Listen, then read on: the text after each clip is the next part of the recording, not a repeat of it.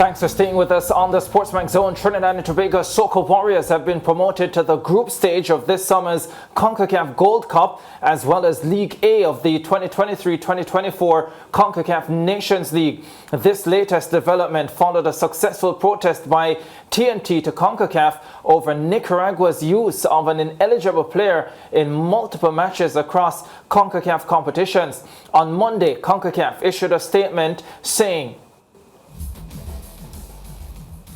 CONCACAF has announced that its disciplinary committee has sanctioned the Nicaraguan Federation, FENIFOOT, for a severe violation of the applicable FIFA/CONCACAF regulations by fielding an ineligible player in 8 Nicaragua men's national team matches, including matches in the 2022 to 2023 CONCACAF Nations League CNL.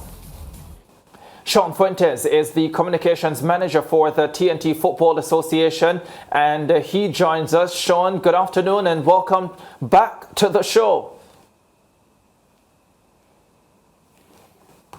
Good afternoon and thanks for having me. Yes, it's great to have you, Sean. What details can you give us of the events that led to this decision by CONCACAF? Yeah, of course, we would have gotten the news late yesterday evening. As a matter of fact, we're at a training session in Palm Beach Gardens in Florida, preparing for what should have been our first qualifier against Guadeloupe on Friday. So we arrived in Fort Lauderdale yesterday, and with the mindset of preparing for Friday's game. And then late yesterday evening, our manager, Richard Piper, received a phone call from the head of our FIFA Normalization Committee, Robert Haddad, who relayed the news to us. And shortly after, we received official correspondence from CONCACAF, basically outlining what you just read a few moments ago and informing us that we've been promoted, or we've now advanced to the CONCACAF Gold Cup finals as a result of the investigation into the Nicaragua player, and that we have also been promoted to League A of CONCACAF Nations League.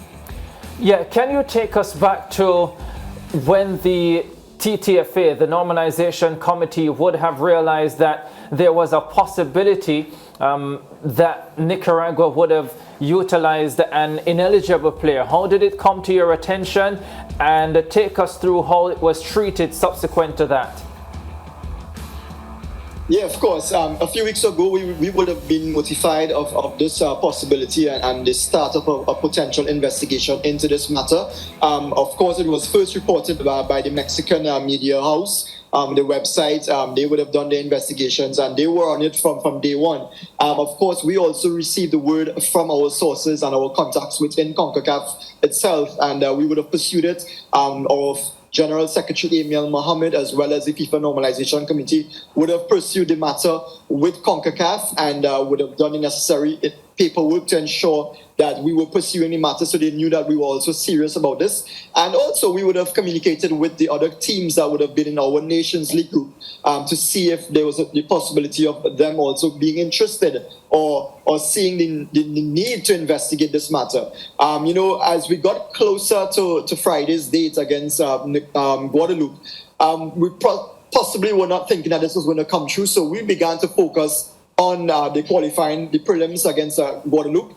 We would have played Guatemala in Philadelphia a couple days ago, and all this was planned as part of the program to prepare for the game against Guadeloupe on Friday. But now everything has changed. Having been notified by CONCACAF just last night, we now have to revisit our preparation program for the CONCACAF Gold Cup, and over the next few hours, we are going to finalize what our build-up is going to look like to that opening game on June 25th against one of the preliminary winners. Yeah, I've seen reports that suggested it was the TTFA, the Normalization Committee, that protested that led to the start of the investigation.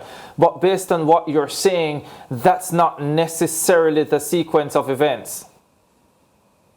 Well, it would have been necessary for us to launch an official investigation in terms of us putting through that paperwork to CONCACAF. But of course, the news, from what I understand, first broke on that Mexican website, and it became public knowledge as to what was happening. And obviously, we took it up from there and took matters into our own hands as in relation to the TTFA's situation with CONCACAF and the possibility of our national team having a chance to advance in the CONCACAF Gold Cup. Yeah, and can you explain for us what would have made this player in question ineligible to compete for Nicaragua? Yeah, well, I think it's been well documented, the situation with him. Obviously, he's not Nicaraguan born. He was a neutralized player, and obviously the FIFA rules states that you have to have lived in that particular territory or country for 5 consecutive years. If it is that you don't have a parentage or at least a grandparent that has nationality of that respective country. And we would have seen, obviously, that this particular player, while he might have moved to Nicaragua 5 years ago, he would not have been a resident of the country for 5 consecutive years. And obviously that contradicts the regulations and the rules of a player being able to be made eligible by FIFA to represent international country in official FIFA competition. Right, and Sean, I had read reports, of course, in preparation for today's show, that coach was supposed to name the team tomorrow, Wednesday. Has that changed now with this new information? Are we expecting a later date? Because I believe he has some more time. Well, he does have some more time now. As a matter of fact, CONCACAF still will announce officially the rosters on June the 15th, but we would have to submit our official 23-man roster to CONCACAF by June 14th. As a matter of fact, I can tell you that the 23 players are in camp with us right now, but whether Angus decides to put his cards out there so far in advance to our opening game, which is now on the 27th, we have some time on the 25th, sorry, we do have some time to play with. So I'm going to discuss with him in a couple of hours following today's session what is our next step. And we possibly would look to announce the 22-man roster either tomorrow or the day after as we continue our preparations, because it's no secret now that people are going to be aware of the players that are in camp here with us in Fort Lauderdale at this point in time. Okay, and you and I have spoken on this show about, seeing Trinidad and Tobago football back where it belongs, back to where we knew it, where, we could sing about the Soca Warriors and celebrate. Now, it's a bit tricky how it happened this way, but it is what it is. And now Trinidad and Tobago will be placed in Group A of the Gold Cup. They'll have an opportunity to prove themselves. They'll be going up against powerhouses, USA, Caribbean giants, Jamaica, and that team that is yet to be decided. Based on what we have in front of us, how do you think our chances are looking, and the amount of work and preparation that we have to put in to ensure that we are a good match against these teams? You're quite right about that, Mariah. And, as we said, we would have probably sneaked in through the back door to get into the Gold Cup. But I'm very satisfied, and I think it's very pleasing for Trinidad and Tobago football to be able to have this opportunity, considering what we've gone through in recent years.